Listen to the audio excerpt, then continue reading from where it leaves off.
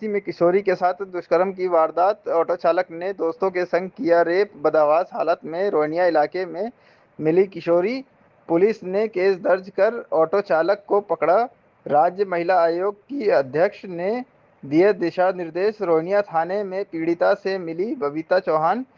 Taxi गाड़ियों के लिए जारी किए गाइडलाइंस। अचानक रोहिंग्या पहुंचे थे कार्यक्रम छोड़कर, क्या कुछ वजह रहा होगा? देखिए, मैं पेपर पढ़ रही थी और यहाँ कुछ चर्चा भी ऐसी हो रही थी क्योंकि आज हमारे यहाँ प्रोग्राम है रानी अहिल्याबाई जी के यहाँ सारे चल रहे, तो उस प्रोग्राम के तहत मैं यहाँ बनारस आई हुई थी। तो जब मैंने पेपर पढ़ा तो मुझे लगा कि इसकी जानकारी लेना चाहिए। जब जानकारी ली तो पता चला कि रात में किसी बच्ची के साथ, जो नाबालिग लड़की थी, उसके साथ गैंग रेप को अंजाम दिया गया। तो मुझे ऐसा लगा कि अगर मैं यहाँ हूँ और मैं वहाँ नहीं पहुँचूँ तो भी गलत बात है, क्योंकि कम से कम एक परिवार को, अब जो घटना थी वो घट गई, जो बहुत ही ज़्यादा दुखद थी, पर मुझे लगा कि कम से कम परिवार से मिलकर मैं कुछ सांत्वना अगर दे सकती हूँ तो मैं दूँ, या उनका कुछ और सहयोग कर सकती हूँ तो वो भी मुझे करना चाहिए। तो मैं वहाँ गई, तो मैंने उनके माँ बाप को भी बुलाया, बच्ची को भी बुलाया और उनसे बात की। वहाँ जाके तो देखा कि थी बच्ची वहाँ, सब जो भी हमारी जो सरकारी सुविधाएं हैं उन सारे, जैसे समाज कल्याण विभाग से हमारे बहुत सारी योजनाएं जो हमारे माननीय प्रधानमंत्री जी ने, माननीय मुख्यमंत्री जी ने, सब उनके कोषों से दी जा सकती हैं, तो उसका सब वहाँ प्राविधान उनका कराया। मैम, ऑटो और ओला वगैरह के लिए आपने गाइडलाइन भी जारी किया है। जिस तरीके से महिलाओं के साथ अपराध बढ़ता हुआ जा रहा है, वाराणसी की बात करें तो वाराणसी में पिछले दिनों भी गैंगरेप की घटना घटी थी, जिसमें प्रधानमंत्री ने खुद संज्ञान लिया था। क्या कुछ गाइडलाइन जारी किया गया है, किस तरीके का है? देखिए, मैंने क्या हुआ कि ये परसों एक गाइडलाइन जारी की थी, जिसमें मैंने ये कहा था कि जितने भी ओला, उबर टाइप, या जो टैक्सी हैं, या ये ऑटो हैं, ये ई रिक्शा है, ये इन सब में जो ड्राइवर सीट होती है उसके पीछे ड्राइवर का नाम, ड्राइवर का नंबर और उनकी कोई ना कोई आइडेंटिटी वहाँ होना चाहिए।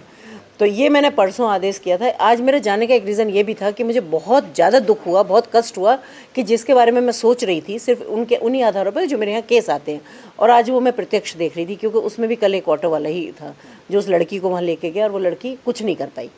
तो इसके लिए हमने जिलाधिकारियों को ये सब, आज हमारे यहाँ से पत्र चला गया है सारे, आपको सूचना अधिकारियों को भी गया है, जिससे आपको प्रेस विज्ञप्ति वहाँ से मिल जाएगी सारी जगह से।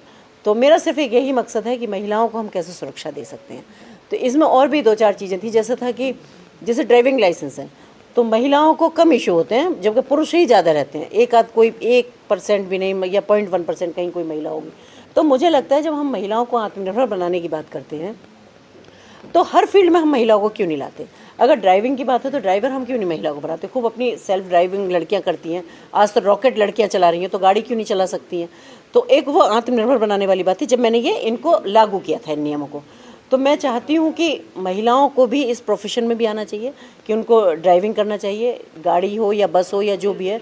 और पहले भी मैंने एक आदेश दिया था कि जितनी भी बसेज़ हैं उनमें जिनमें महिलाएं जाती हैं, या जिनमें स्कूल बसें हैं जिनमें छोटी बच्चियां जाती हैं, आए दिन घटना घटती रहती हैं, आप लोगों को भी पता है, आप लोगों के माध्यम से भी खूब सारी ये निकलती रहती हैं, कि वहाँ भी अगर गाड़ी में ड्राइवर महिला है तो ठीक है, नहीं भी है तो उसमें हेल्पर में रखें या उसको कंडक्टर के रूप में महिला रखें। लेकिन हर बस में जिसमें महिला चलती हैं, छोटे बच्चे स्कूल जाते हैं, उनमें ज़रूर महिला वहाँ होनी चाहिए।